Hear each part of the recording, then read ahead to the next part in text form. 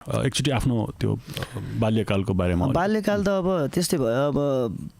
अब कति UKG LKG मैले उतै सिक्किमतिर पढेँ। त्यसपछि आइसकेपछि म उतै पढेको भए अब खतरै पढिन्थ्यो होला होइन। अब गाउँतिर आएपछि त्यस्तै हो कि अब सबै साथीभाइहरू सबै अब प्रायः जस्तो धेरै चाहिँ सरकारी स्कुलमा पढ्थेँ कि। अनि मलाई चाहिँ बुवाले चाहिँ बोर्डिङमा पढ्ने कि सरकारी पढ्ने भन्नुभयो। अनि म एक दिन बोर्डिङमा एक दिन सरकारीमा जान्थेँ। अनि बोर्डिङको टिचरले चाहिँ कि यहीँ मात्रै पढ कि माथि मात्रै पढ भन्नुभयो होइन।